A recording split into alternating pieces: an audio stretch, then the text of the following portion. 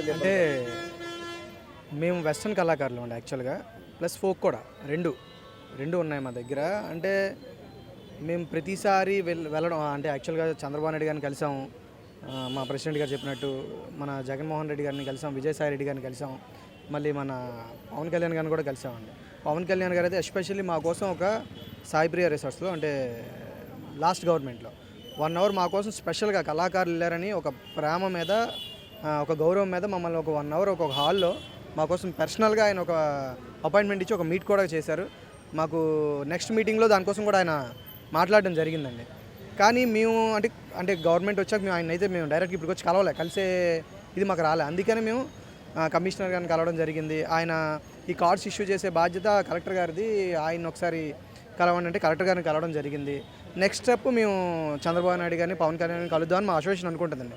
మేము అలా ఒక 2500 మంది కుటుంబాలు సార్ మా కంప్లీట్గా. అందులో ఉన్న వాళ్ళందరూ ఒక సంఘమై ఒక అసోసియేషన్ అయ్యి మాలో ఏమైనా శోధక బాధలు ఉంటే మాలో మేమే వింటూ మాలో మేమే తీర్చుకుంటూ ఇప్పటివరకు మేము ముందుకు వెళ్తున్నాం సార్. బట్ ఎంత వెళ్తున్నా మాకు మేము అనుకున్న రీతిలో మేము దాన్ని రీచ్ అవ్వలేకపోతున్నాం.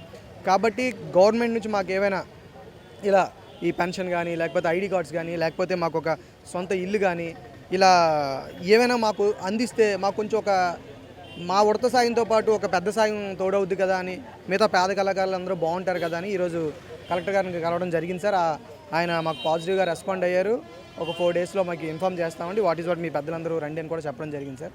కాకపోతే ఎన్ని అనుకున్నా సరే మా కళాకారులు పేద కళాకారులుగా ఉండిపోయారండి.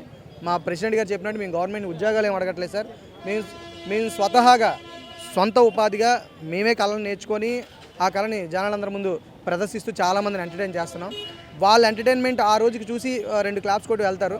బట్ మాకైతే మమ్మల్ని ఆదుకోవాల్సింది గవర్నమెంటే. కాబట్టి మేము గవర్నమెంట్ని కంప్లీట్గా రిక్వెస్ట్ చేస్తున్నాం సార్, దయించి మా పేద కళాకారులందరిని ఆదుకోమని.